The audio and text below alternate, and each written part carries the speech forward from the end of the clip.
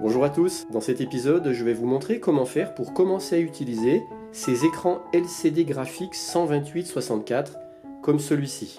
Jusqu'à maintenant avec des Arduino Uno je ne m'étais servi que d'écrans LCD 1602 comme ceci.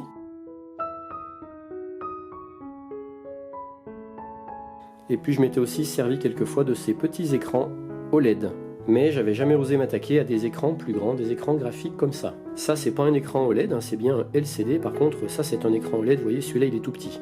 Et si on compare cet écran LCD 128/64 avec un écran LCD 1602, en vertical c'est quasiment le double et en horizontal c'est à peu près la même taille.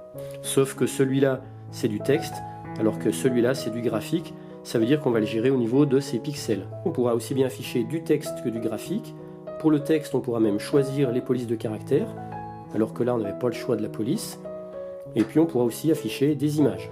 Sa taille, c'est à peu près 72 mm par 40 mm. Vous voyez maintenant une petite démo de ce que cet écran est capable d'afficher.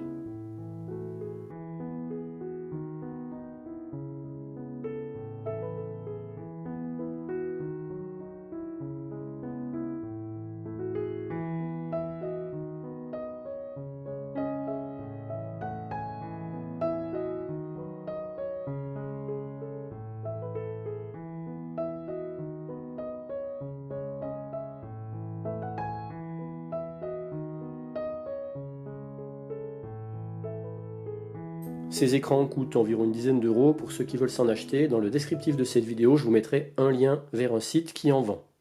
Le brochage de cet écran ressemble à celui des LCD, sauf qu'ici on avait 16 broches et là on en a 20.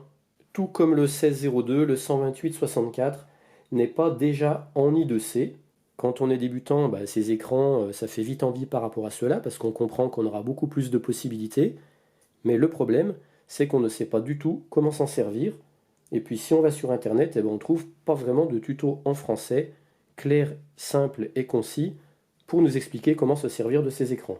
Eh bien c'est ce que je vous propose de voir dans cette vidéo. Voici les 5 principales questions que va se poser un débutant. En quelle tension fonctionnent ces écrans?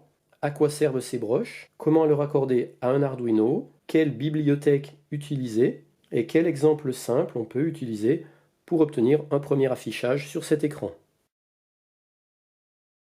A priori, on va alimenter ces écrans en 5 volts. J'ai vu quelque part qu'ils pouvaient être alimentés entre 2,7 et 5,5 volts, mais je n'en suis pas encore certain pour l'instant. De toute façon, moi je vais le brancher sur un Arduino, donc il n'y a pas de souci, je vais l'alimenter en 5 volts directement avec la broche 5 volts d'un Arduino.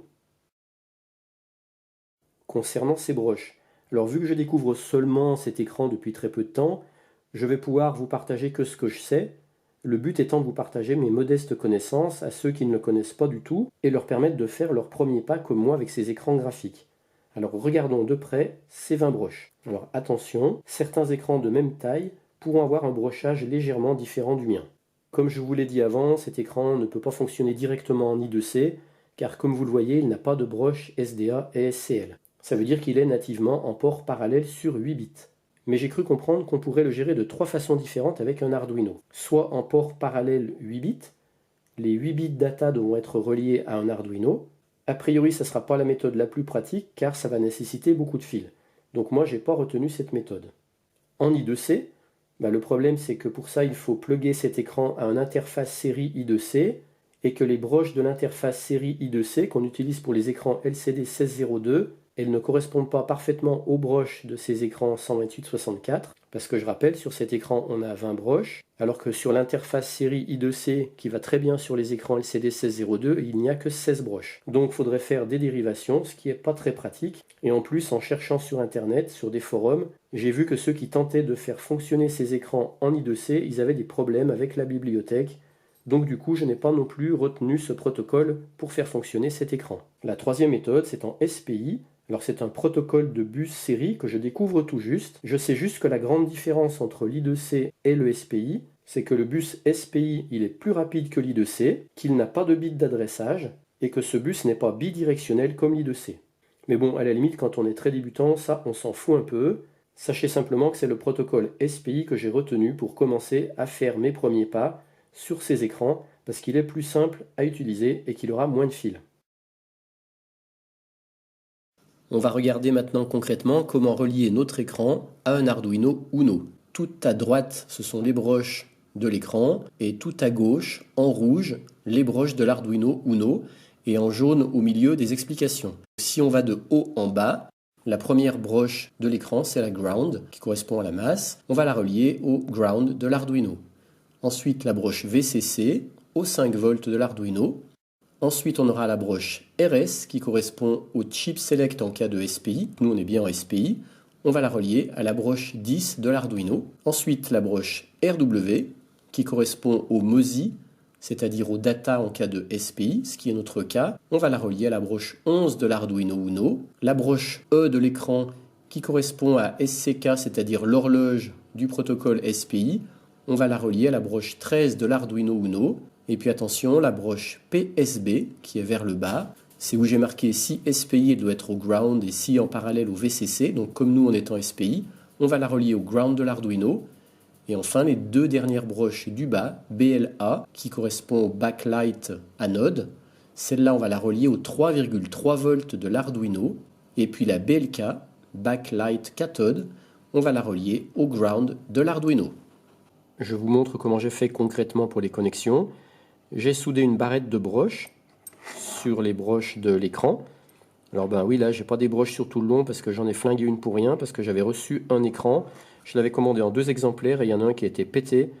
Et je m'en suis rendu compte qu'il marchait pas après avoir soudé toute une barrette de broches, donc du coup j'en avais plus assez.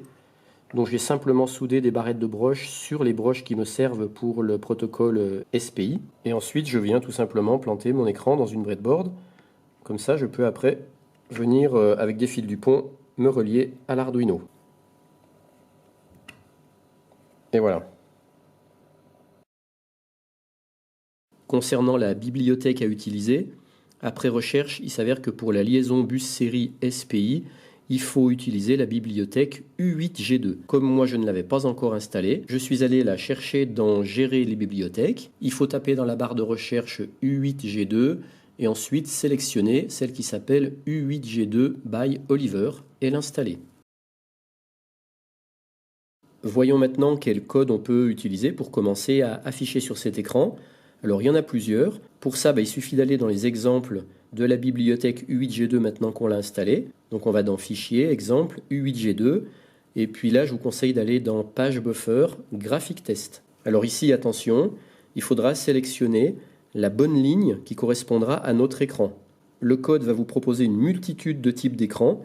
Donc ça sera à nous de scroller pour trouver le bon écran et décommenter la ligne qui correspond à notre écran, c'est-à-dire enlever les 2 / de commentaires de façon à ce que la ligne devienne active. Celle correspondant à mon écran, c'est-à-dire à celui que j'explique dans cette vidéo, c'est cette ligne-là. Pour la rendre active, il suffit de la décommenter en enlevant les 2 /. Alors comment je sais que c'est cette ligne-là qui correspond à mon écran? Eh bien parce que notre écran, il utilise un driver ST7920. Alors je sais, vous verrez, c'est écrit nulle part si on retourne l'écran, mais je vous confirme, ce sont bien des ST7920. Donc c'est pour ça qu'il faut bien sélectionner la ligne ST7920 dans la liste des écrans 128/64. Et c'est également grâce à cet exemple que j'ai su sur quelle broche je devais relier l'écran à l'Arduino, puisqu'on voit que dans les commentaires du code, il précise bien que Clock c'est sur la broche 13, Data MOSI sur la broche 11, et puis CS, chipset sur la broche 10. Une fois qu'on a sélectionné le bon écran, en enlevant les 2 /, on téléverse le code, et miracle, voilà ce que notre écran affiche pour la première fois. Et ensuite, on pourra commencer à bidouiller pour apprendre à se servir de cet écran à partir d'autres exemples. Par exemple, là, je suis allé chercher un exemple toujours dans la bibliothèque U8G2, Page Buffer, Hello World. J'ai décommenté la ligne pour mon écran, pareil, ne pas oublier, sinon ça ne marchera pas. Et puis, au lieu de faire afficher Hello World, j'ai légèrement modifié intuitivement le code comme ça, et j'ai réussi à faire afficher ça sur mon écran. Et le petit point blanc qui est là, c'est ni un bug de l'écran, ni un bug du code. C'est moi qui, en plus de faire afficher ça, ai réussi à faire activer pour la première fois un pixel. Et c'est de bon augure pour la suite de ce que je veux faire. J'ai remarqué que lorsque je transférais le code programme de mes exemples dans ma carte Arduino Uno, parce que là je suis pour l'instant avec une Uno, eh bien l'IDE m'indiquait que j'avais consommé 71% de la mémoire dynamique, c'est-à-dire la mémoire vive. Et en fait, c'est le buffer de l'écran qui bouffe énormément de mémoire vive. Donc ça veut dire qu'après, quand on voudra se servir de ces écrans pour faire afficher des choses un peu plus complexes, eh bien, il faudra sans doute passer assez vite sur une autre carte, pas une Uno, mais je pense une Mega 2560, qui elle aura plus de mémoire vive. Alors voici un dernier exemple de code, c'est le code horloge qu'on trouve aussi dans les exemples de la bibliothèque U8G2. Et voilà, maintenant tout comme moi, vous allez pouvoir vous lancer dans de nouvelles aventures avec ces grands écrans, puisqu'ils vous offriront de nouveaux horizons, de nouvelles possibilités. Pour ma part, j'ai le projet de me faire un barographe, en voici un analogique. Le mien, il sera numérique, il affichera sur cet écran un historique de pression atmosphérique. Sur les 48 dernières heures, j'aurai un pixel pour une demi-heure. Je ne manquerai pas de vous le partager en vidéo.